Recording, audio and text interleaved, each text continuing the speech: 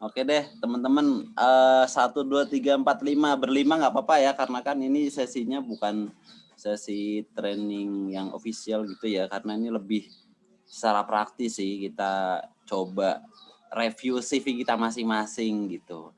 Tapi kayaknya kalau saya perhatikan di sini ada yang sama sekali belum bisa bikin CV nggak nih? Kalau Pak Devnil nih pasti udah sangat-sangat expert kayaknya Pak ya. Mungkin nanti bisa bantuin saya review CV saya, Pak. Waduh, justru itu, Pak. Pak Devnil aktif di mana, Pak, kerja? Banyak kan di forwarding, Pak. Oh, forwarding. Oke. Iya. Kantor di Bekasi? Sekarang lagi kosong. Oh, gitu. Apa kena dampak, Pak? Iya, salah satunya itu juga, Pak. Forwarding mengaruh juga ya. Sejak bulan apa tuh, Pak? Yang meningkat itu kan yang kurir, Pak. Kalau yang forwarding lebih banyak kan memang ke ini ya, yang bisnis to bisnis ya. Iya, B2B ya. B2B. Kalau yang kurir kan banyaknya memang retail ya. Retail banget sih. Nah, kalau retailnya naiknya luar biasa kayaknya gitu. Makanya jadi tertarik ini bagaimana supaya CV-nya lebih menarik lagi gitu kan. Dan bisa dilirik ya, bukan dilirik lagi Pak, dipelototin sama RD-nya. Nah itu nih kayaknya udah cukup lama kok ini belum dipanggil-panggil lagi gitu kan. Aduh, kalau sekarang ya banyak faktor sih emang ya, banyak faktor karena kondisi supply demand-nya kan beda banget antara job vakan yang tersedia dengan talent yang jadi job seeker gitu. Sekarang emang Iya betul jomplang Pak. banget sih. Jadi kita harus bisa atraktif lah gitu sebagai seorang talent ya teman-teman ya. Karena kita belajar banyak hal sih dari 2020 tuh. Saya pun belajar hal yang mungkin sekarang mau nggak mau gitu. Misalkan dari fakta yang ada kan setelah PSBB banyak perusahaan yang kolaps, banyak karyawan yang mungkin sebelumnya mereka berada di zona nyamannya masing-masing gitu, merasa gue udah punya kerja, udahlah kayak biasa aja atau gimana. Tapi ternyata pandemi membuat kita berpikir keras gitu, terutama adaptabilitas kita tuh benar-benar harus tinggi ya, karena ternyata di situ kita belajar bahwa sesuatu yang sebelumnya tidak terpikirkan, tidak terprediksi, ya terjadi gitu. Dan itu membuat kita mau nggak mau gitu. Makanya saya sendiri pun sekarang masih aktif di perusahaan, tapi berpikir gimana caranya kita bisa tetap bisa istilahnya walaupun yang tersedia itu beda dengan skill utama kita yang saat ini kita jasa kita gunakan oleh perusahaan tuh ya intinya sih banyak belajar hal baru lagi lah gitu. Kalau yang lebih jos lagi ya mungkin bisa memulai berbisnis ya teman-teman ya.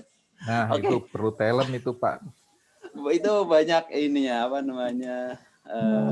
challengingnya ya, tantangannya besar banget. Oke teman-teman boleh kok aktifkan kameranya, kita santai aja, kita ngobrol santai, sharing santai. Sebelumnya saya buka dulu ya karena udah lumayan banyak yang join.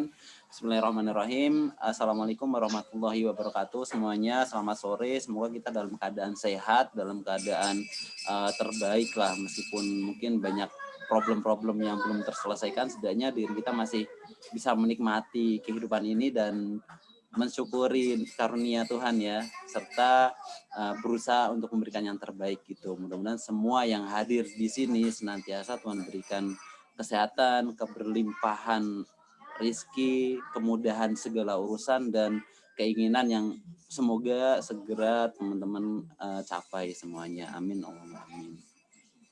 Oke. Jadi di sesi sore ini teman-teman saya ingin sharing tentang CV ya. Jadi CV dari A sampai Z, dari nol teman-teman yang mungkin saya rasa semuanya punya CV ya. Saya rasa semuanya punya CV. Jadi CV-nya boleh dibuka. Tapi kalau bagi teman-teman yang mungkin masih di bangku kuliah atau di bangku sekolah, ada nggak kira-kira di sini yang masih sekolah atau masih kuliah gitu dan masih benar-benar belum pernah bikin CV sama sekali? Ada, boleh aktifkan mic-nya. Nggak ada nih, nggak ada ya. Seanggap nggak ada, berarti semuanya udah punya CV. Nah, kalau semuanya udah punya CV, boleh teman-teman buka CV-nya ya. Ada yang bikin CV-nya masih manual menggunakan kertas dan dicoret-coret pakai ballpoint, ada? Ada nggak? Ayo. Nggak ada juga ya. Ini nggak ada atau suara saya nggak nyampe nih. Tolong feedback-nya dong teman-teman semuanya. Cek, kok ke close ya? Wah, jaringan saya nih.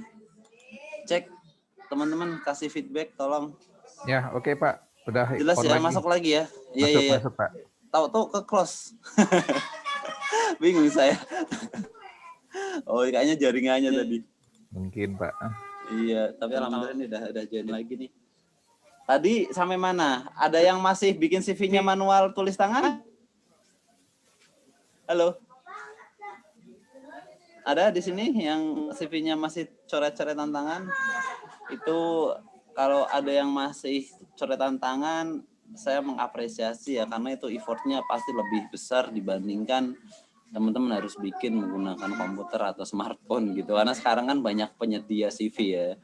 Kalau misalkan di komputer tuh paling simple sederhana ya pakai Microsoft Word, jadi pakai PowerPoint juga jadi. Tapi kalau yang jago desain ya bisa pakai aplikasi desain, bisa pakai Adobe Illustrator atau CorelDRAW atau Photoshop, nggak masalah gitu. Kalau pakai smartphone juga banyak ya penyedia CV online.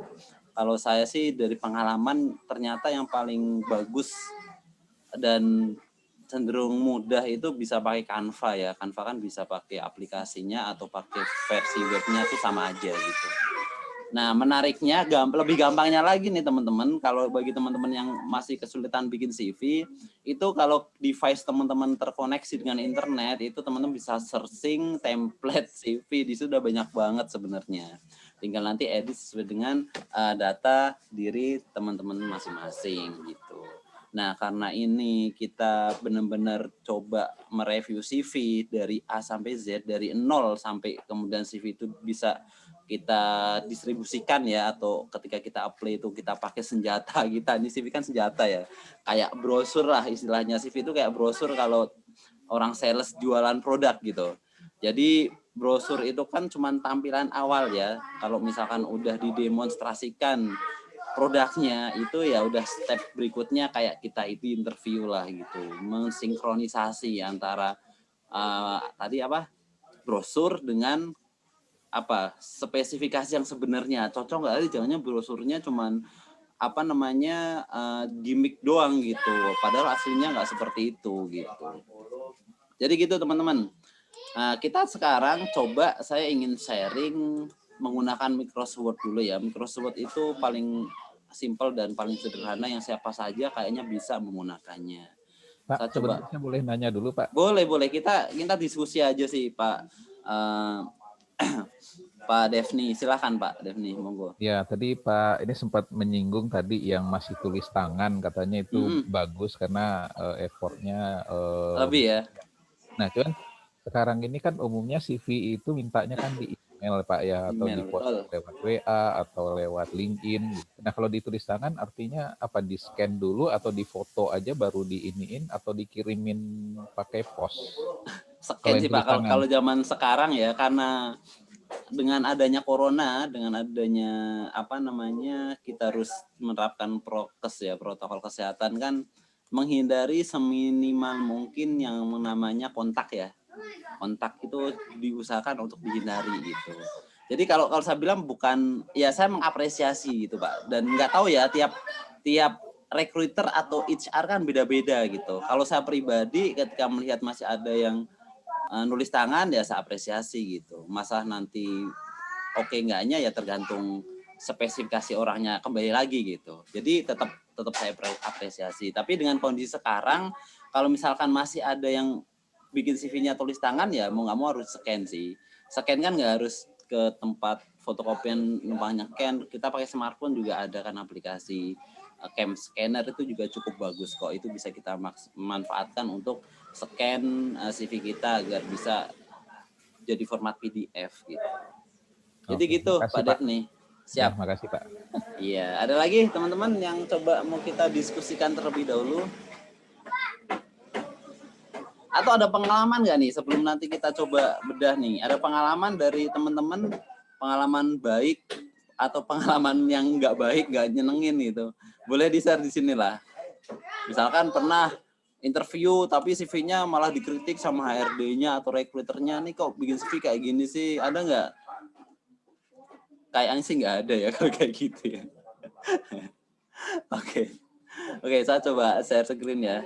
Saya mau share screen-nya ini aja nih, Word. Jadi kita coba pakai tools-nya Microsoft. Udah nongol belum nih teman-teman? Word saya yang saya share. Boleh kasih feedback? Sudah. Nah, sekarang itu kita dimudahkan dengan adanya teknologi sebenarnya ya. Asal connect internet, itu kita udah bisa gampang banget bikin CV. Ini di sini aja buka Word, masuk new dokumen, itu kita bisa langsung disuguhan beberapa template nih. Ini kan udah kelihatan nih. Ini template CV. Nah, ini ada template, kursor saya nongol nggak di sini? Kursor apa? Nongol Pak, Nongol ya. Nah, di bawahnya yang template CV ini template, tau nggak nih apa? Template surat lamaran. Jadi surat lamaran aja udah bisa couple sama CV-nya ya. Jadi enak, jadi lebih tampilannya juga jadi lebih menarik gitu teman-teman. Nah, ini juga sama nih, ini CV, ini lamaran. Kalau kita nggak puas dengan template default yang sudah disuguhkan, kita boleh kok misalkan ketik aja CV gitu. Nanti bakal muncul ribuan CV, ya kan? Nah, ini yang paling gampang kita pakai Word dulu nih. Kayak gini teman-teman. Jadi kalau misalkan ada yang masih bingung bikin CV gimana sih, desain nempelin ini gimana. Sekarang udah nggak perlu bingung lagi, tinggal teman-teman buka Word, terus connect internet, open new dokumen, cari template, ketik aja CV, bakal banyak banget. Nanti teman-teman cari aja yang sesuai dengan selera teman-teman gitu. Nah, ini memang beberapa menurut versi saya maupun kebanyakan HR ini beberapa emang nggak dianjurkan kalau kita ambil polosan kayak misalkan ini nih. Ini kan resume CV juga kan, tapi nggak ada foto gitu. Ya teman-teman harus kasih foto. Zaman sekarang kadang-kadang harus divalidasi apakah ini benar CV itu orang atau enggak. Pengalaman saya itu pernah sebagai freelance konsultan bantuin rekrutmen untuk operator, itu banyak kan, kalau operator perusahaan manufaktur kan karena banyak banget tuh. Setiap rekrut sampai ribuan. Saya pernah ngisi training, ini saya sharing pengalaman sedikit ya. Saya ngisi training tentang HR, tentang HRD. Itu ada satu peserta, ini unik. Dia di situ memaparkan bahwa Pak, rekrutmen itu kayak gimana Pak validitasnya gitu. Emang kenapa Mas gitu? Gimana caranya kita memastikan bahwa orang yang kita rekrut itu sampai dia kerja tuh orangnya masih sama gitu. Nah, itu saya kaget gitu. Maksudnya soalnya gini Pak, saya sering, kan dia masih kuliah tuh. Jadi saya itu buka jasa sebagai joki katanya. Joki talent. Jadi ketika psikotes, interview itu dia yang maju, tapi pas kerja bukan dia gitu. Ini menarik banget kan sebagai seorang HR gitu. Ini fakta baru bahwa di sini berarti screening untuk memastikan bahwa antara CV ketika psikotes sampai bahkan di interview, apakah orang itu tuh tetap orang sama sampai dia masuk kerja atau enggak. Nah, salah satunya kan untuk melihat itu dari foto ya. Pas di interview fotonya sama enggak nih gitu. Terus kalau pas psikotes ya mungkin nggak bisa ngecek satu-satu kalau banyak ribuan ya, tapi kan pas interview itu bisa gitu karena kelihatan gitu. Jadi dari itulah kemudian ya foto itu jadi penting gitu ya. Walaupun dari dulu sebenarnya foto emang penting, tapi dulu biasanya kalau zaman saya lulus sekolah dulu tuh foto bukan buat ngecek validitas itu, tapi biasanya dipakai buat ditempelin di ID card gitu. Tapi sekarang benar-benar dicek. Nah, kalau yang udah ada fotonya nih kan gampang teman-teman cara gantinya. Saya pengen ngajarin teman-teman gimana sih cara nempelin foto, misalkan ambil CV yang polos ya. Great.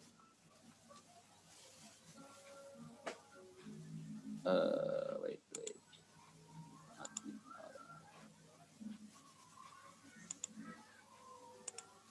Nah, cara masukin foto biasanya nggak tahu nih teman-teman, foto di CV-nya tuh kayak gimana, saya nggak tahu.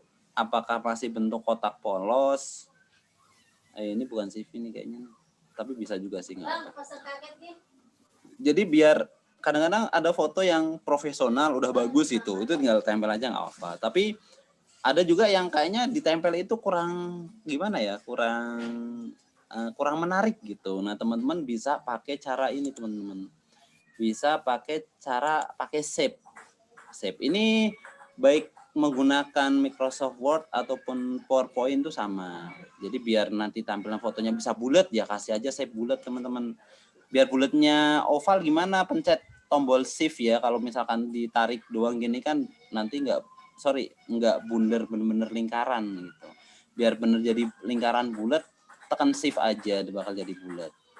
Jadi biar nanti fotonya itu kita nggak perlu motong buletan kayak gini nggak apa-apa. Mungkin kalau di sini ada yang jago ya lebih jago dari saya boleh share ya teman-teman ya.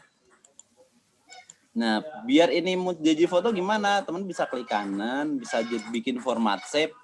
Terus di sini filenya diganti aja nih picture or texture file. Nah, nanti kalau udah dipilih ini cari file foto yang bakal teman-teman pasang di CV kalian.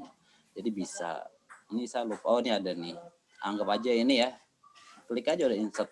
Nanti bakal jadi. Nah jadi gini aja tampilannya kan jadi keren ya. Jadi lumayan bagus lah dibanding misalkan masih dalam bentuk kotak ditempel aja gitu loh. Jadi seperti itu. Nah kalau tadi banyak template yang sudah ada fotonya, cara gantinya sama tinggal klik kanan terus apakah dia modelnya shape atau enggak itu kelihatan. Kalau di sini ada change foto pilihan bisa langsung change foto. Kalau nggak ada bisa klik kanan terus sama kayak tadi format shape. Nanti di sini di format picture-nya ini pilih aja ganti dengan foto teman-teman. Ini step pertama ya yang paling gampang ya untuk memasukkan foto agar terlihat keren gitu. Kalau misalkan teman-teman fotonya masih kotak banget, nggak terlalu bagus kan kalau dibikin kayak gini kan kelihatan bagus gitu, kelihatan elegan lah dan kelihatan lebih profesional. Jadi gitu ya, sampai sini ada yang mau tanyakan nggak? Untuk foto ini penting ya di dalam CV ya teman-teman ya. Dan foto itu jangan terlalu dekat, terlalu zoom in atau terlalu jauh, terlalu zoom out itu nggak bagus gitu.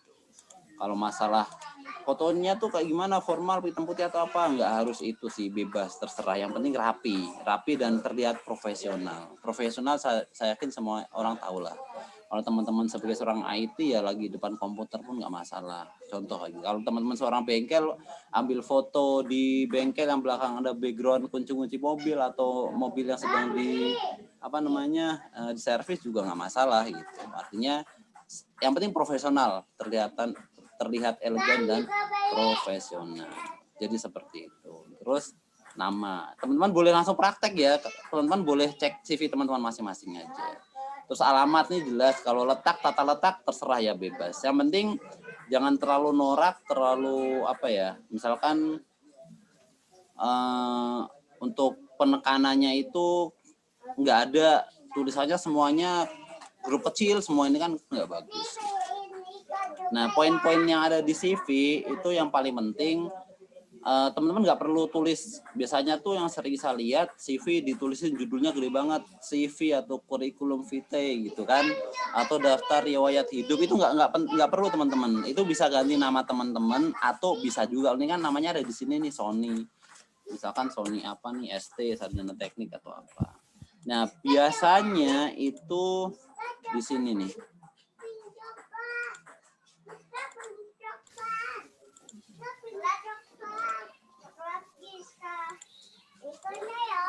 Ini kenapa nggak aktif ya?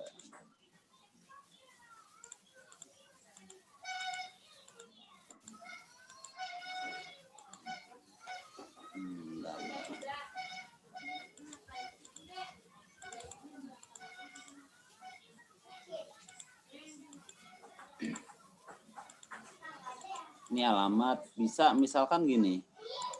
Biasanya itu di sini ada judul nih, saya mau masukin judul.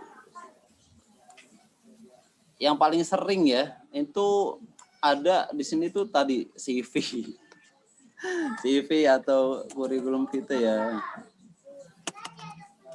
Ini nggak perlu ditulis ya teman-teman ya karena di judul pun HRD atau rekruter udah tahu. Nah, sebaiknya apa sih? Karena ini sering banget Padahal itu nggak perlu, nggak penting, nggak ada nilai jualnya lah. Kalau misalnya teman-teman bikin brosur itu judulnya itu biasanya sesuatu yang menjual atau menekankan dari brosur tersebut gitu. Nah, bisa diisi apa? Bisa diisi nama, itu boleh.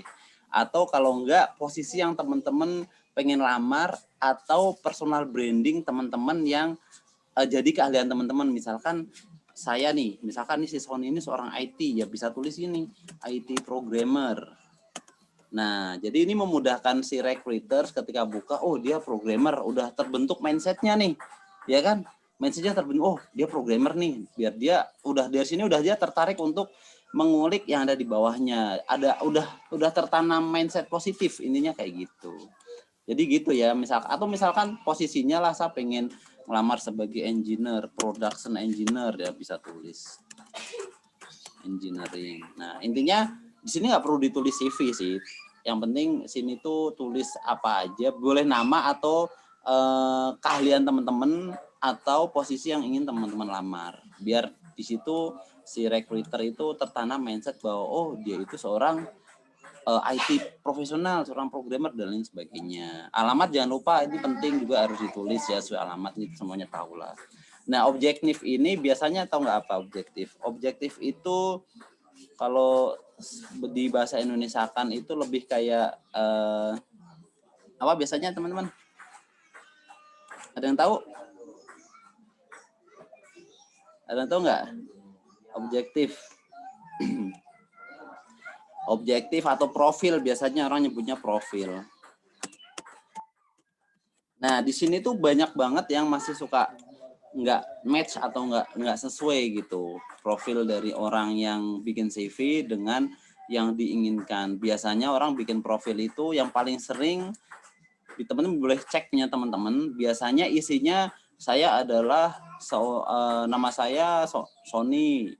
Saya lulusan D3 itu benar, itu penting juga, boleh lah kayak gitu. Tapi biasanya yang nggak bagus itu adalah berisi tentang pujian-pujian terhadap diri sendiri atau istilahnya itu kayak sesuatu yang apa ya, janji-janji gitu loh.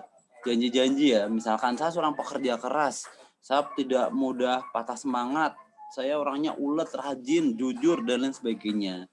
Ya itu tuh semua orang harapannya emang seperti itu gitu loh. Jadi kalau yang kayak itu tuh nggak perlu ditulis, emang masa iya orang bakal berpikir oh dia nggak pekerja keras, oh dia nggak ulet, oh dia orangnya males-malesan, tuh enggak gitu. Jadi di sini sebisa mungkin buat kata-kata yang membuat orang lain ketika ngebaca itu semangat ingin menggunakan jasa kita gitu, ingin meng-hire kita lah gitu. Misalkan dia seorang production engineering, seorang sarjana teknik, sini bisa dituliskan saya adalah seorang production engineer, saya memiliki kemampuan AutoCAD, terus Autodesk, kemampuan desain mesin 3D, ya itu menjual gitu. Jadi menunjukkan kemampuan kita yang bisa jadi itu bisa menjadi problem solving dari permasalahan yang ada di perusahaan. Kenapa dia nyari posisi itu gitu loh. Jadi mindset seorang job seeker itu coba berpikir seandainya dia seorang recruiters itu dengan CV yang saya tampilkan, saya suka nggak ya? Ditambah saya tuh nggak cuma menerima CV saya ini doang gitu, saya menerima ribuan CV, bisa jadi puluhan, ratusan, bahkan ribuan CV untuk satu posisi. Kalau misalkan CV-nya kayak gini, orang lain ada yang lebih bagus dari ini, kira-kira yang bakal dilirik yang mana? Nah itu harus ada dalam diri kita teman-teman sebagai job seeker. Jadi di profil itu tadi ya, cantumkan kelebihan-kelebihan teman-teman yang harapannya itu bisa menjadi problem solving kenapa si perusahaan membutuhkan posisi ini.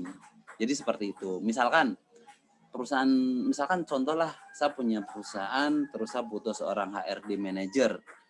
Berarti kan saya punya problem bahwa di pengelolaan sumber daya manusia di perusahaan saya tuh nggak benar, apakah nggak benar atau bisa jadi nggak ada yang handle gitu. Harapannya kan ada orang yang bisa menghandle itu.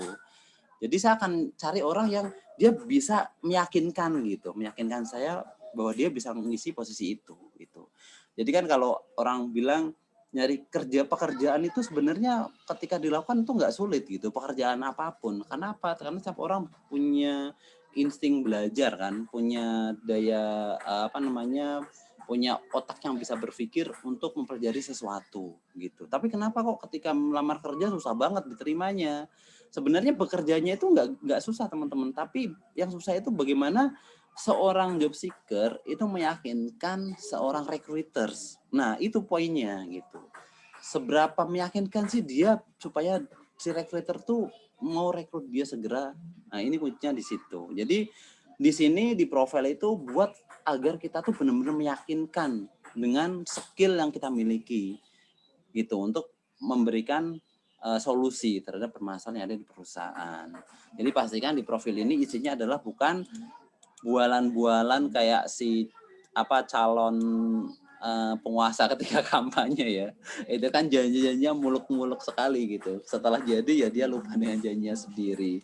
Nah, jangan sampai kemudian sebagai job seeker kita juga seperti itu. Jadi gimana? Ya teman-teman bisa isi dengan kemampuan-kemampuan yang teman-teman punya. Saya menguasai programming Java, bahasa pemrograman Java, terus apalagi misalkan IT itu macam-macam kan. Nah, saya punya sertifikasi ini, itu boleh. Itu menjual ya teman-teman. Jadi itu profil yang benar-benar menjual dan pastinya yang paling penting ya harus benar-benar sesuai dengan diri kita. Jangan sampai kita memaksakan gitu. Istilahnya itu mengglorify ya. Membuat seolah-olah tuh kita wow banget padahal kita nggak punya skill itu gitu.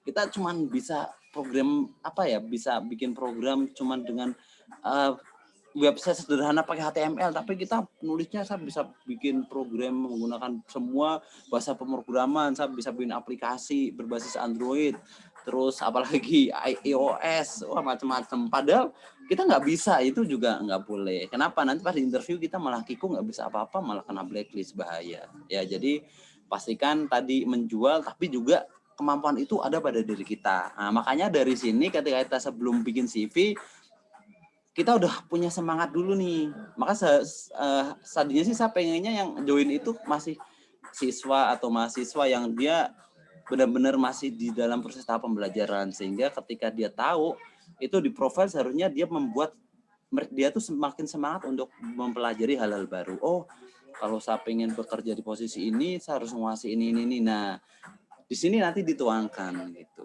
Jadi kalau misalkan teman-teman punya gambaran depan yang udah kerja, misalkan, oh saya kayaknya kalau cuman dengan kemampuan seperti ini, CV saya seperti ini, kayaknya sulit nih untuk naik jabatan, naik posisi, dan juga naik gaji tentunya gitu.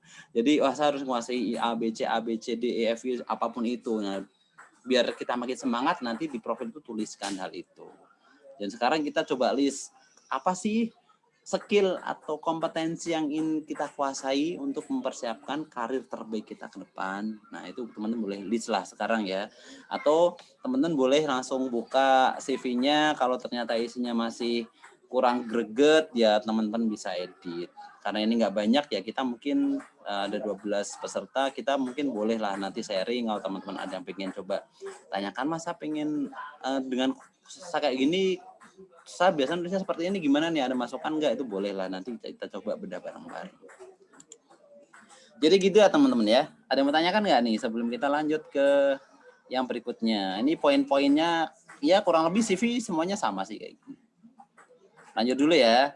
Nah, berikutnya selain profil diri tadi, ini ada yang kurang ya di sini. Itu yang kurang adalah data diri. Di sini ada sih. Nah, kurangnya apa? Di sini yang nggak ada. Yang nggak ada di sini adalah apa teman-teman? Tahu? Ada yang tahu? Pendidikan itu penting. Oh sorry, pendidikan ada. Nah, pendidikan udah ada. Usia atau tanggal lahir ini penting ya. Karena kan teman-teman sering lihat tuh lowongan kerja. Lihatnya apa? Biasanya kan sering usia minimal 25 atau usia maksimal 30. Itu harus ada, teman-teman harus cantumin usia teman-teman ketika teman-teman apply saat itu. Atau kalau nggak cantumin usia, cantumin tanggal lahir teman-teman. Kenapa? Itu buat si recruiter nyaman lah, oh dia masuk list nih gitu. Kalau emang enggak ya teman-teman cari yang lain, jangan masain saya ini maksimal usia 40, saya udah 41, apply enggak ya? Wah apply aja lah, tapi usia saya hilangin, itu malah nggak bagus gitu. Nanti si recruiter nggak mau ambil pusing. Oh ini kok nggak ada usianya sih? Takutnya nanti bener-bener pas dites, diajak interview ternyata dia lebih usia udah lewat dari yang diharapin. Mendingan nggak usah deh karena dia banyak juga kandidat yang masuk gitu loh. Jadi itu penting gitu loh. Kalau emang masih masuk is oke. Kalau emang enggak ya cari job vacant lain yang masih sesuai dengan kriteria kita. Jadi jangan sampai itu dilewatinya. Kenapa? Karena kalau misalkan sebenarnya kita masih sesuai tapi karena nggak dicantumin, recruiter kan berpikirnya ini kenapa nggak dimasukin, jangan-jangan udah over, udahlah nggak usah dipanggil kayak gitu. Jadi nggak keproses. Jadi seperti itu ya teman-teman ya, bisa ada gambaran ya kenapa itu jadi penting.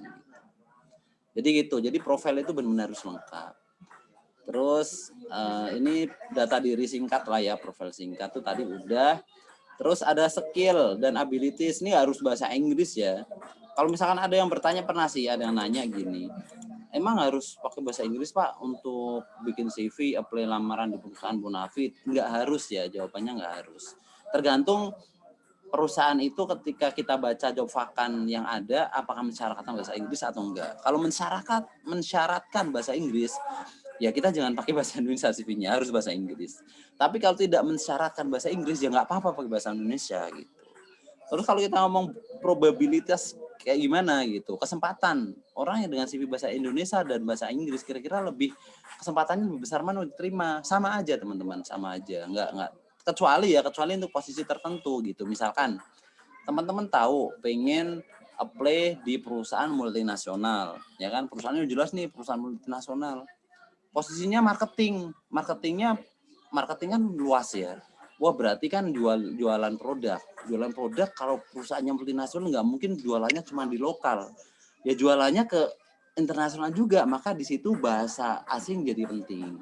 Tapi kalau misalkan posisinya posisi misalkan maintenance kan kerjanya cuma repair mesin kan, memaintain mesin dan lain sebagainya. Itu kemungkinan besarnya ya nggak bakal keluar dan bersinggungan dengan orang asing. Paling kecuali kalau atasannya ya orang asing gitu. Jadi kalau udah jelas ini perusahaan lokal, pasar marketnya lokal, posisinya juga nggak posisi yang mengharuskan dia ketemu sama orang asing, ya bahasa Indonesia nggak masalah gitu. Jadi teman-teman jangan sampai pusing dengan polemik apakah sih bisa harus bahasa Indonesia atau bahasa Inggris. Sesuaiin aja dengan perusahaan yang ingin teman-teman lamar, dengan job vacant yang ingin teman-teman apply. Jadi gitu. Nah terus terkait experience, teman-teman ini penting. Harus experience itu kebanyakan orang itu salah nulis di experience, hanya mencantumkan perusahaannya saja sama posisi doang. Itu kurang lengkap. Jadi nulis experience ini pengalaman kerja ya. Kalau yang pengalamannya lebih dari satu, yang ditulis pertama adalah pengalaman kerja yang paling terakhir. Misalkan saya nih contoh ya. Saya pernah bekerja di perusahaan ABC sama perusahaan CDE. Nah, perusahaan ABC udah lewat 10 tahun yang lalu. Setelah itu saya bekerja di perusahaan CDE ya. Yang tulis duluan adalah yang PT CDE gitu. Jadi gini, ini kita mau coba aja. Nah, jangan lupa dituliskan periodenya dari tahun berapa. Misalnya dari tahun 2010 sampai sekarang. Itu boleh tulis lah gitu. Nah, selain tempat kerjanya juga tulis posisinya sebagai apa. Ini ada dates, boleh di sini sih, boleh sini atau di dalam pokoknya intinya penulisannya terserah teman-teman tapi ada gitu. Misalkan sebagai supervisor HRD, tulis saja gitu. Nah, jangan cuman posisi terus masa kerjanya sama perusahaannya, tapi tulis juga job responsibility kita. Nah, selama kita kerja itu tanggung jawab pekerjaan kita tuh apa aja itu harus tulis teman-teman. Karena itu membuktikan bahwa kita tuh kompeten di bidang itu. Orang kalau kompeten, dia bisa menjelaskan apa yang biasa dia lakukan. Orang kalau nggak kompeten, dia kesulitan untuk menjabarkan apa yang biasa dia lakukan. Ini penting gitu loh. Jadi kalau misalkan orang nggak kompeten nih, biasanya untuk jelasin tuh susah, belepotan. Tapi kalau orang kompeten gampang. Nah, salah satunya ya harus ditulis gitu. Saya job responsibility saya apa aja. Nah, di sini sebagai supervisor misalkan sebagai supervisor HRD saya bertugas memastikan rekrutmen berjalan dengan lancar, terus supply manpower sesuai dengan timing yang pas, tidak kurang, dan memberikan orang yang tepat dan ditempatkan pada posisi yang tepat. Contohnya kayak gitulah. Gitu. Terus Berikutnya kalau udah semua nih teman-teman, baru perusahaan yang sebelumnya lagi sampai kemudian perusahaan yang pertama kali kita bekerja. Jadi dibalik, bukan dari perusahaan yang pertama kita kerja sampai yang paling terakhir, tapi dari perusahaan yang terakhir dulu yang ditulis sampai yang pertama. Jadi seperti itu untuk yang experience. Paham semuanya? Ada yang mau didiskusikan sampai sini? Enggak ya? Kalau enggak kita lanjut nih. Terus terkait pendidikan, ini kalau saya pribadi saya lebih suka pendidikan itu di bawah profil singkat gitu. Pendidikan dulu baru experience. Ini kan kita template jadi ya. Kalaupun kayak gini juga nggak masalah gitu. Nah untuk pendidikan itu jangan lupa tempatnya di mana, terus lokasi ini nggak terlalu penting sebenarnya ya. Kalau pendidikan ini nggak penting. Terus degree-nya apa, jurusannya ini penting gitu. Misalkan pendidikan sama nulisnya ke experience ya, dari proses atau pembelajaran terakhir kita. Misalkan kita S1 kan dari TK, SD, SMP, SMA, S1. TK, SD itu nggak perlu ditulis ya teman-teman ya. Cukup tulis 2 pendidikan terakhir aja nggak apa-apa. Misalkan S1 ya, kalau misalnya sampai S2 atau S3 ya SMA-nya ditulis lah, itu nggak apa-apa. Ya, jangan terlalu jauh. Kalau misalkan hanya lulusan SMA atau SMK ya, SMA sama SMP-nya aja. SD, TK itu nggak perlu ditulis gitu. Jadi nulisnya dari pendidikan terakhir. Kalau S1 ya tulis S1-nya kita di mana.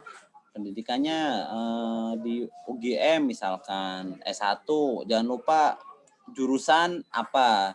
Sama masa belajarnya kita dari tahun berapa sampai tahun berapa. Ini kayak yang experience ini kurang lebih sama.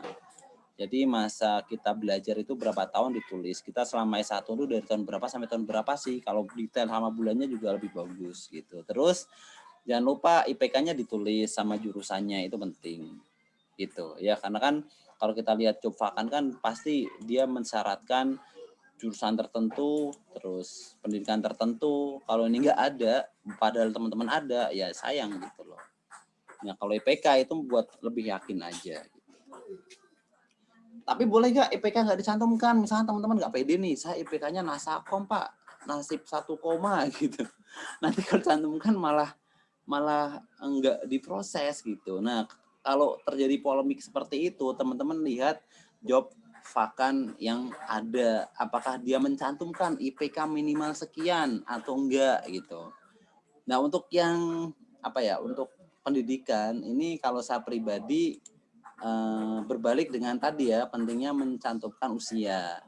Kalau pendidikan, kalau usia kan penting tuh cantumkan, kalau nggak sesuai ya udah. Tapi kalau pendidikan itu kebalikannya teman-teman. Misalkan teman-teman lihat nih di open vacants gitu untuk posisi maintenance teknik mesin, IPK minimal 3,5. Nah teman-teman IPK-nya 3, nggak usah tampilin, nggak masalah kalau di pendidikan. Tapi untuk kalau emang di bawah standar yang dipersyaratkan ya biar apa, tapi harus ditunjang dengan kemampuan kita teman-teman. Kemampuan kita di bidang itu tuh harus benar-benar excellence gitu. Itu teman-teman tutupin nggak masalah. Nanti kalau udah ketahuan pas di interview sama user, Pak saya IPK-nya memang segini Pak, tapi saya punya kemampuan yang bisa nutupin IPK saya gitu. Itu masih bisa jadi toleransi gitu. Jadi seperti itu. Tapi kalau misalkan perusahaannya IPK teman-teman di atas dari yang dipersyaratkan, ya jangan sampai teman-teman nggak mencantumkan gitu. Kalau di bawahnya ya nggak apa-apa lah, kita coba cari perhatian dengan cara lain gitu ya, bukan dengan menunjukkan IPK kita yang masih bawah standar, tapi dengan menunjukkan kemampuan kita yang saya berani diadu loh kemampuan saya meskipun IPK saya segini gitu loh. Contohnya seperti itu. Paham sampai di sini teman-teman? Ini terkait tadi education. Ya, education cukup ya. Terus nah ini bisa diganti ya. Ini bisa diganti hard skill sama soft skill lah. Hard skill-nya misalkan hard skill itu kemampuan hard skill ya, kemampuan teknis. Misalkan bisa komputer, bisa Word, Excel, itu bisa teman-teman tulis. Jadi nggak perlu communication. Kalau communication ini kan masuk di soft skill. Nanti soft skill-nya bisa tulis communication, leadership, apalagi problem solver dan lain sebagainya. Jadi seperti itu. Ini poin-poin yang ada di CV. Itu jadi penting juga ya. Kenapa ini penting? Ini menambah nilai jual kita. Kalau kita punya skill atau kemampuan kompetensi lebih banyak, itu kan ya itu bisa mendongkrak penilaian positif si recruiter terhadap CV kita dibandingkan CV orang lain yang tidak memiliki kemampuan tersebut gitu. Meskipun nanti pun bakal di cross check ketika interview gitu. Jadi seperti itu. Jadi untuk kompetensi itu bisa dibagi dua kategori, hard skill sama soft skill gitu. Kalau teman-teman rasa punya leadership yang bagus ya bisa tulis di soft skill seperti itu. Terus apakah gini aja cukup? Ya kalau mau cukup dengan seperti ini nggak masalah. Tapi kalau misalkan posisinya itu teman-teman tahu itu perusahaan besar, posisinya banyak orang yang punya keahlian itu, intinya ya berarti posisi itu cukup populer. Nah, ketika kita sadar bahwa oh saya pengen apply di perusahaan dengan posisi yang kosong itu populer banget, kemungkinannya apa? Pasti banyak CV yang bakal masuk nih. Kalau saya gini doang pasti bakal kalah sama yang lain. Nah, teman-teman bisa tambahin apa? Selain tadi kompetensi kan ada sertifikat yang teman-teman miliki apa aja gitu. Nah, itu penting juga menambah nilai jual teman-teman. Dan yang nggak kalah penting dari sertifikat itu kalau saya pribadi adalah namanya achievement teman-teman. Ini bagi yang punya pengalaman kerja ya, bagi yang pernah punya pengalaman kerja. Kalau yang fresh grade gimana? Fresh grade kalau pernah magang pasti pernah punya pencapaian, achievement atau bisa juga project yang pernah diselesaikan. Project yang pernah diselesaikan.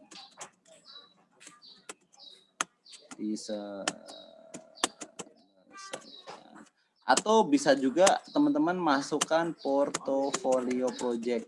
Nah, ini sama aja sih, beda bahasa aja. Nah, ini bakal meningkatkan nilai jual teman-teman semua. Achievement itu pencapaian selama teman-teman bekerja di tempat sebelumnya apa aja kalian tulis. Misalkan sebagai seorang recruiter, saya nggak pernah telat selama 10 tahun mensuplai karyawan. Nah, terus karyawan yang saya suplai, yang saya rekrut, turnovernya 0, nggak pernah ada orang yang resign. Berarti kan tepat banget tuh, orangnya sesuai passion banget di posisi itu gitu. Terus performanya bagus dari kita, ini salah satu achievement lah gitu. Jadi contohnya seperti itu, project yang pernah diselesaikan, misalkan teman-teman pernah punya ide yang bisa diterapkan di perusahaan sebelumnya, apa aja yang udah pernah diselesaikan di situ bisa ditulis di sini. Nah, kalau yang belum pernah kerja kan biasanya kan project dia punya itu bisa, atau sekedar ide dan gagasan yang pernah disampaikan ke atasan atau pembimbing itu boleh dicantumkan di sini. Oh ya, satu lagi ya, kalau misalkan fresh grade nggak punya pengalaman, di experience bisa diganti dengan bisa diisi dengan pengalaman selama magang. Jadi seperti itu. Atau nggak pernah magang nih, misalkan SMA kan nggak ada magang-magangan tuh SMA. Bisa diisi dengan pengalaman organisasi gitu. Kalau masih fresh grade itu penting pengalaman organisasi, pengalaman magang. Tapi kalau udah pengalaman dan cukup senior itu pengalaman organisasi itu nggak terlalu penting gitu. Orang udah nggak bakal melihat itu. Yang paling penting justru ini achievement, project, sama portofolio ini justru penting. Ini akan jadi bobot banget gitu. Jadi seperti itu. Ini gambaran ya gimana ketika apa CV yang bagus dan menarik itu seperti apa. Oke, jadi itu ya. Terus jangan lupa tadi di profil itu apa nomor HP, email tuh cantumkan, telepon sama email. Yang penting itu sih. Jadi kalau nggak ada nomor teleponnya kan orang mau ngubungin gimana gitu. Kalau misalkan apa namanya pengen manggil kita untuk proses seleksi. Karena saya sering ketika dapat CV itu pas pengen telepon, wah kok nggak ada nomor teleponnya. Emang email ada sih, tapi sekarang tuh nggak, orang sebelum diproses, apalagi untuk posisi-posisi tertentu ya, itu biasanya akan short interview dulu by phone gitu, hanya sekedar ngobrol dan mengkonfirmasi bahwa oh dia boleh nih proses ke tahap selanjutnya untuk psikotes atau interview sama usernya. Itu biasanya screening awalnya selain lihat CV doang, itu bakal ditanya-tanya sedikit melalui telepon. Jadi jangan sampai nggak dicantumkan. Oke, jadi gitu teman-teman, cara bikin CV yang keren, menjual tentunya ya. Jadi seperti itu. Sampai sini ada yang mau ditanyakan atau ada yang mau didiskusikan, bisa stop share. Yang tadi terlambat, ini saya record, nanti bisa saya share mudah-mudahan di YouTube atau di mana. Oke, sampai sini ada yang mau tanyakan, ada yang mau didiskusikan terkait CV. Ada? Kalau ada silahkan teman-teman boleh tanyakan. Kalau nggak ada, saya anggap nggak ada yang bertanya nih, saya anggap semuanya paham nih. Atau teman-teman boleh menampilkan CV teman-teman, menanyakan CV-nya boleh. Coba kita nanti lihat bareng-bareng. Ada yang sukarelawan yang pengen coba menunjukkan CV-nya, silahkan. Kalau ada.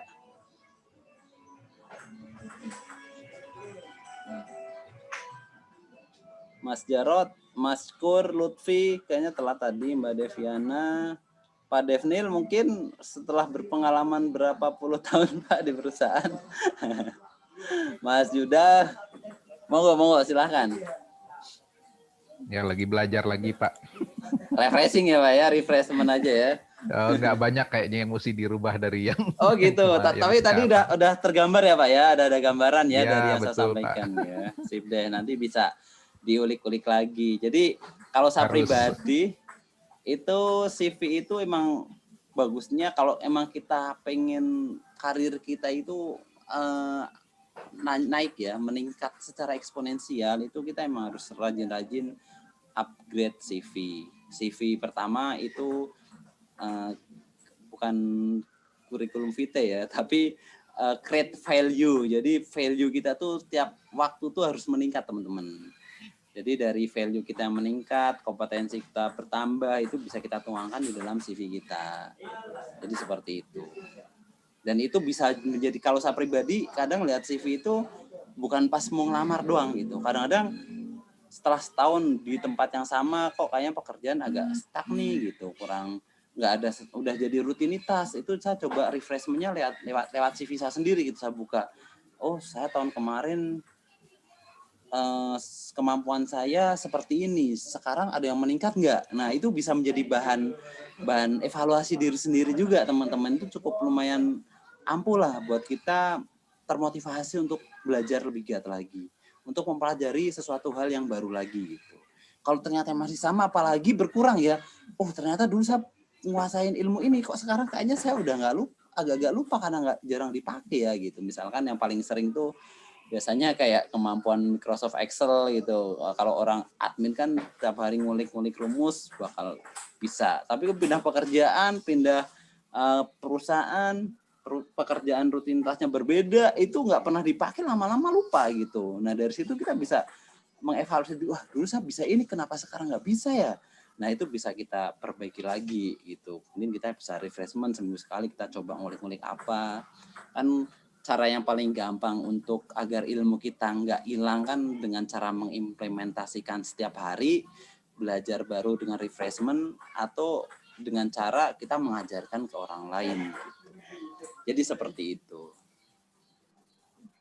Oke, ini kayaknya malu-malu nih pengen pengen nunjukin CV atau bertanya. Mas Barep. Iya, semoga Mas Yuda Sakti, silahkan.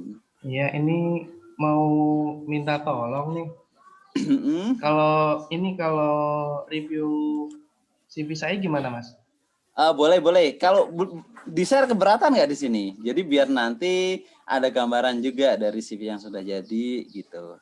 Oh iya. Ini saya kirim by Telegram aja. Oh siap, sebentar saya buka di Telegram web. Ini boleh. Word atau PDF nih, Mas? PDF-nya aja. PDF-nya aja ya. Yang di-share PDF-nya aja. Kalau Word-nya kan itu aset. Apa ya? Aset digital yang kita create lah ya. Jadi biar nggak ada orang yang nyamain gitu. Halo Mas. Yap. Mas Jarot, CV yang dikirim via Telegram siap. Saya cek dulu ya Mas Jarot ya. Iya.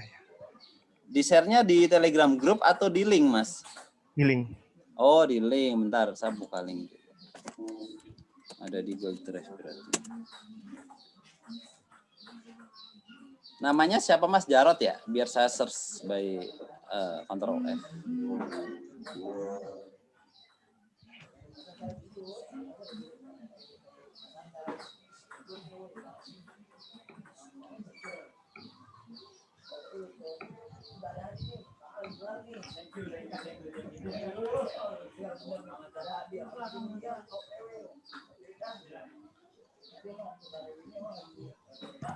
Mas Barok, Ya. ya sebentar ya Mas, ini lagi cek dulu.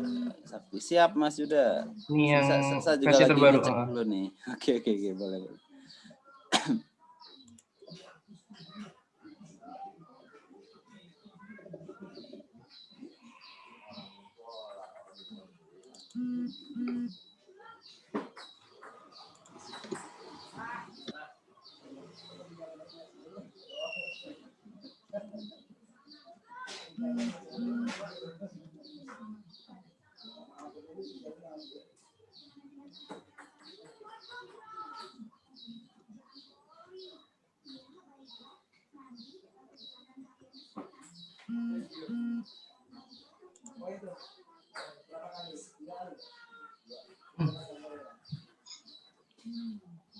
Mas Yuda di Japri ya Mas ya. Bentar nih udah nol.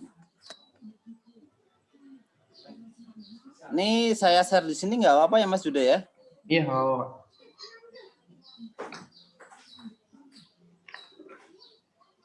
Ini 2 sama aja Mas. Yang mana? Kayaknya saya nerimanya 2 nih CV-nya nih. Sama aja ya? Yang paling bawah ya, yang paling Oh, bawah. yang bawah yang 110 KB. Oke.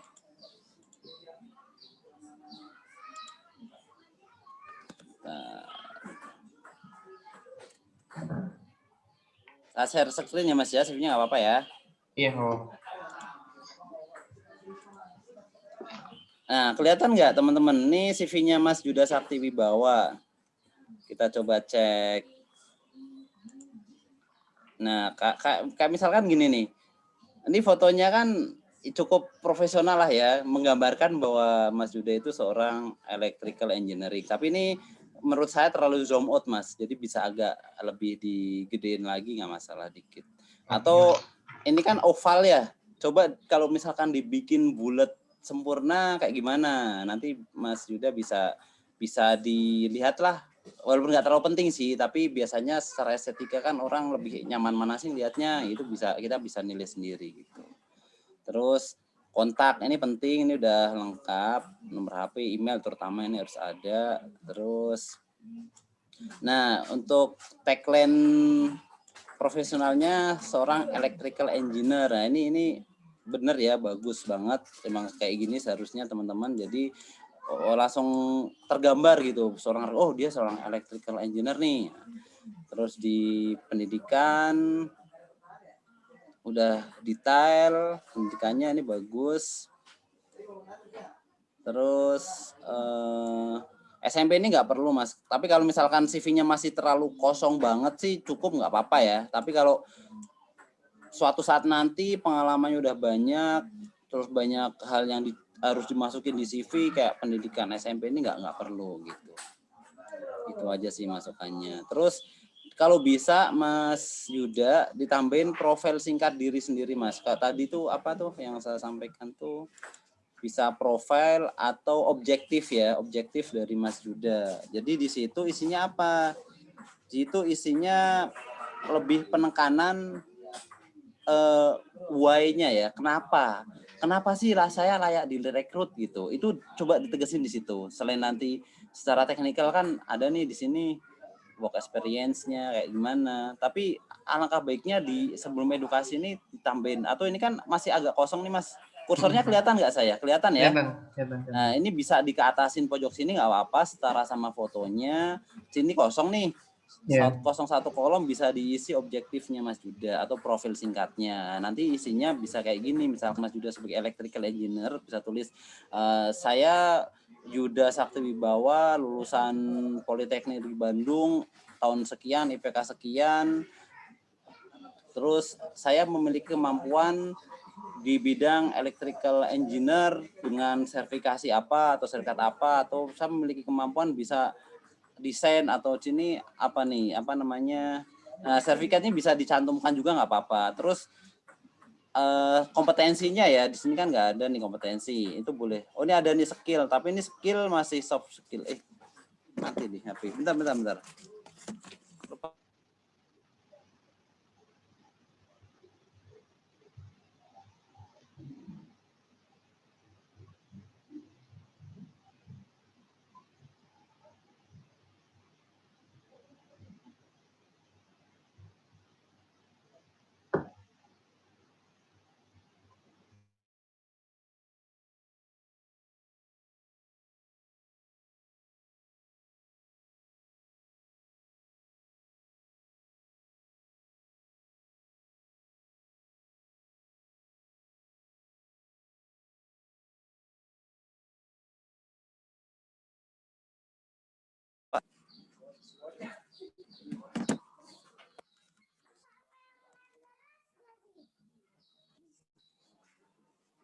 Terima kasih dong.